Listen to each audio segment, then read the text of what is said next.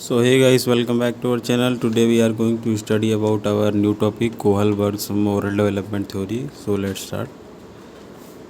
तो दोस्तों सबसे पहले जानते हैं कि मोरल डेवलपमेंट या फिर मोरलिटी होता क्या है। मोरल डेवलपमेंट यानी कि नैतिक विकास, मोरलिटी मतलब नैतिकता। तो ये होता क्या है, तो सबसे principle of knowing what is wrong what is right, यानी कि क्या सही है क्या गलत है उसके बारे में जो जानना है वही जो है हम लोग की नैतिकता कहलाता है।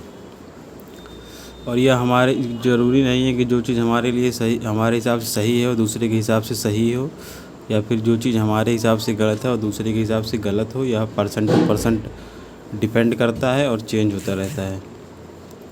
तो दूसरा हम लोगों का टर्म आता है मोरल रीजनिंग, यानी कि नैतिक तर्क, यानी dilemma to choose what to do. तो क्या सही है क्या गलत है, यही चूज़ करना इन दोनों के बारे में। यानी कि मान लीजिए दो रास्ते हैं हम लोग के पास, तो हम लोग किस रास्ते में जाएं जो कि हमारे लिए सही होगा, उसके लिए हम लोग जो तर्क यूज़ करते हैं, जो रीजनिंग देते हैं, उसी को कहा जाता है नैतिक तर्क। It depends on cognitive development, यानी कि हम लोगों का संवेगात्मक विकास कैसा है, संज्ञानात्मक विकास कैसा है, उस पर निर्भर करता है हमारा नैतिक तर्क। यानी कि अगर हमारा संज्ञानात्मक विकास कम हुआ रहेगा तो हम लोग गलत नैतिक तर्क देंगे। गलत नैतिक तर्क मतलब अपने हिसाब से नैतिक तर्क देंगे। ज़्यादा हुआ हो तो ज़्यादा हम लोग उस हिसाब से बेहतर तर्क दे सकते हैं। It is according to age, यानी कि यह आयु के अनुसार होता है। मान लीजिए कोई बच्चा है, उसे खिलौना चाहिए तो चाहिए वही मतलब खिलौना चाहिए उसको, वह उसके हिसाब से सही है। और अगर हम लोग बड़े होंगे तो हम लोग खिलौने की ओर ध्यान नहीं देंगे और समाज में कैसे व्यवहार करना है हम लोग को उसके बारे में देखेंगे। लेकिन अगर बच्चे को खिलौना चाहिए तो वह रो के लौट के कैसे भी ले ही लेगा।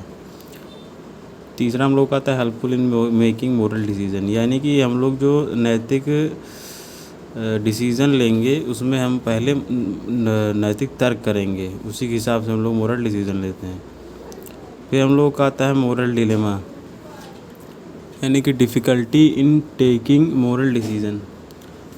मोरल डिलेमा का मतलब होता है कि नैतिक दुविधा, यानी कि जब हम दुविधा में पड़ जाएं कि हम लोग कौन सा डिसीज़न लें, सही है गलत है, ये वाला कपड़ा लें कि वो वाला कपड़ा लें, तो उसमें दुविधा में पड़ जाए तो उसे ही कहते हैं मोरल डिलेमा। डिलेमा का मतलब होता है दुविधा। For better moral development discussion should take place in class. तो यानी कि नैतिक विकास के लिए कक्षा में डिस्कशन, यानी कि डिस्कशन होना चाहिए क्लास में किसी भी टॉपिक के ऊपर, किसी भी सब्जेक्ट के ऊपर। इससे बच्चे का नैतिक विकास अधिक अच्छे से होता है। उसके बाद हम लोग का आता है हेंस डिलेमा, जहाँ से सबसे अधिक क्वेश्चन पूछे जाते हैं। तो हेंस डिलेमा ये है कि कोहलबर्ग ने हेंस एक आदमी का नाम है, उसके सामने दुविधाएं हैं। उन दुविधाओं के बारे में बच्चों से पूछा था, जिनको वो एक्सपेरिमेंट किया था, उन्होंने अलग अलग जवाब दिए थे, उसी के ऊपर पूरी थ्योरी आधारित है। तो इनके मुख्यतः 3 बड़े क्वेश्चन हैं। चलिए क्वेश्चन देख लेते हैं।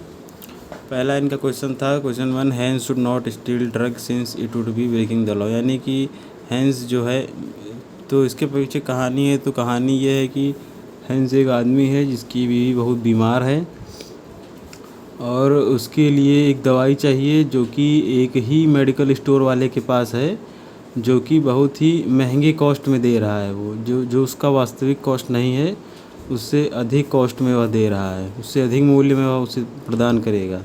और अगर वह एक ही दवाई उसे नहीं मिलेगी उसकी पत्नी को, तो वह मर जाएगी। तो उसके हिसाब से उन्होंने 3 क्वेश्चन पूछे बच्चों से। तो पहला क्वेश्चन है, Heinz should not steal drugs in should be breaking the law, यानी कि हाइंस जो आदमी है जिसकी बीमार है, उसको दवाई चोरी नहीं करनी चाहिए क्योंकि यह नियम के कानून के खिलाफ है। दूसरा क्वेश्चन उन्होंने पूछा, Heinz should steal the drug and accept the any present sentence, यानी कि हैंस जो है उसे वह दवाई चुरा लेनी चाहिए और उसे जेल में चले जाना चाहिए। तीसरा उन्होंने बच्चों को ऑप्शन दिया कि Heinz should steal the drug and not go to the prison as this is unfair, यानी कि हैंस जो है उसे ड्रग चुरा लेना चाहिए और जेल भी नहीं जाना चाहिए, क्योंकि वैसे भी वह जो आदमी है वह उसको अधिक मूल्य पर बेच रहा था, तो वैसे भी गलत है और गलत के साथ गलत करके सही ही होता है। तो ये 3 क्वेश्चन उन्होंने पूछे बच्चों से मुख्यतः। उसके आधार पर इन्होंने अपने 3 लेवल बनाए और 6 स्टेज बनाए नैतिक विकास के। तो जिसका नैतिक इन्होंने स्टेज वाइज बांटा है, यानी कि सबसे नीचे से लेके ऊपर तक इन्होंने स्टेज को बांटा है, यानी कि जिस हिसाब से बच्चे की एज होगी उस हिसाब से बच्चा आंसर देगा, या फिर एज नहीं है तो भी बच्चा और इन्होंने 3 लेवल में बांटा और 6 स्टेज में बांटा, हर एक लेवल पे 2 स्टेज। तो ये कई बार एग्ज़ाम पूछा जाता है कि कितने लेवल थे, कितने स्टेज थे। तो ये बात भी आप लोग याद रखिएगा। लेवल पूछे तो इसमें आपको लेवल 3 बताने हैं, और स्टेज पूछे तो स्टेज आपको 6 बताने हैं। तो पहला हम लोग आता है, सबसे पहला लेवल प्री कन्वेंशनल लेवल, यानी कि पूर्व पारंपरिक स्तर। ये 4 से 10 साल के बच्चे में ये आपको लेवल देखने को मिलता है। इसमें जीरो मोरालिटी होती है, यानी कि बच्चे के अंदर खुद की कोई नैतिकता नहीं होती है। जैसा उसे बताया जाता है, जैसा उसे सिखाया जाता है, उस हिसाब से बच्चा जो है कार्य करता है। तो पहला इसका जो स्टेज है, पहले लेवल का पहला स्टेज है वो है ओबीडियंस एंड पनिशमेंट ओरिएंटेशन, यानी कि बच्चा पनिशमेंट से, दंड से बचने के लिए आज्ञा का पालन करेगा। तो सबसे पहला स्टेज ही ये है कि बच्चे को दंड ना मिले, इसके लिए वो कुछ भी करेगा, चाहे वह सही हो या गलत हो। उससे मतलब जो कहा जाएगा वो वही करेगा, खुद से उसका कोई नैतिक विकास नहीं होता है।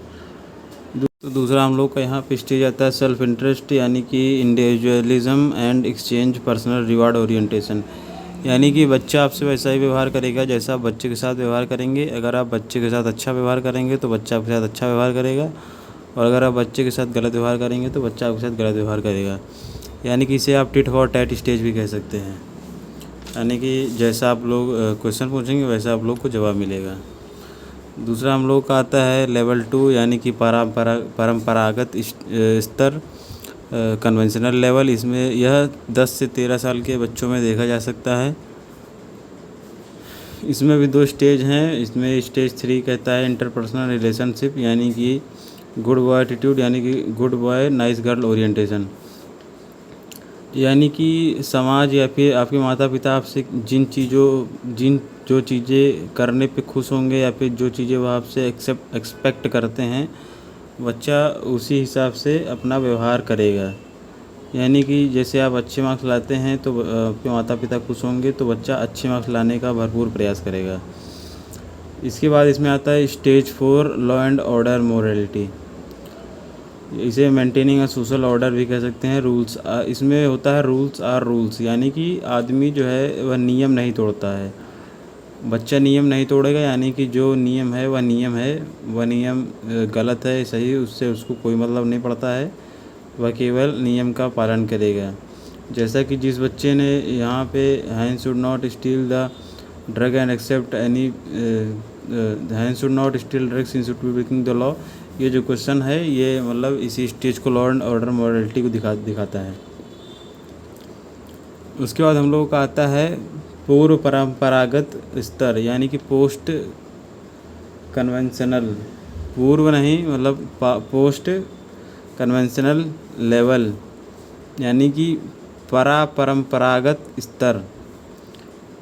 इसमें सेल्फ चूजन प्रिंसिपल होती हैं। इसमें स्टेज 5 पे हम लोग का सोशल कॉन्ट्रैक्ट होता है एंड इंडिविजुअल राइट्स होता है, यानी कि इस स्तर पे जो आ जाता है वह नियमों को बदलने की बात करता है, आंदोलन की बात करता है, बगावत की बात करता है। यानी कि उसका नैतिक विकास इतना हो रखा होता है कि जो सही होता है समाज के लिए, सभी के लिए, अधिकतर जनसंख्या के लिए, वह उसी के हिसाब से कार्य करता है। और सबसे ऊपर हम लोगों का जो आता है वह होता है यूनिवर्सल एथिकल प्रिंसिपल, यानी कि अपने नियम। यानी जैसे इस नियम पे बहुत ही कम लोग इस स्तर पे बहुत ही कम लोग पहुंच पाते हैं, जैसे कि महात्मा गांधी हैं, नेल्सन मंडेला हैं जिन्होंने आंदोलन किया, विकास वर्मा हैं जो मतलब अपने ही नियमों के अनुसार चलते हैं, जिन्होंने अपने समाज से लड़कर जो इन्होंने सब नियम बदले, जैसे कि अंग्रेज़ों से लड़ाई करके आज़ादी दिलाई महात्मा गांधी जी ने, और अहिंसा के पथ पे चल के उसी हिसाब से अपनी मतलब नियम इन्होंने स्वयं बनाए। तो इसे ही सबसे ऊपर का स्तर है ये। इसके बाद इन्होंने इतनी अच्छी अच्छी बातें कही, लेकिन इसके बाद भी इनका क्रिटिसिज्म होता है, यानी कि इनके वाक्यों का खंडन किया जाता है। उनके वाक्यों का खंडन करने वाला और कोई नहीं, इन्हीं की स्टूडेंट हैं कैरल गिलिगन।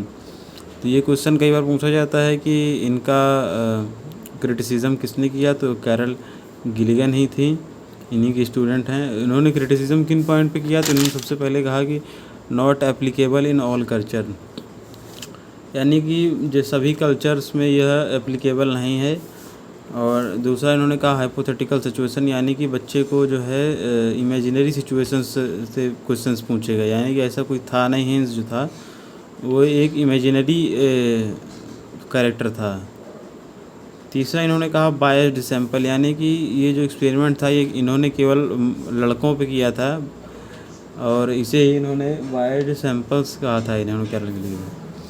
तो बॉयज़ तो ये तो पॉइंट सही नहीं है, क्योंकि बच्चा तो बच्चा होता है, वह बॉय हो या गर्ल हो, तो ये पॉइंट ज़्यादा नहीं पूछा जाता, लेकिन उन्होंने इस पॉइंट पे भी कहा था। तो thank you for the class guys. Next class we will meet with the new important topic.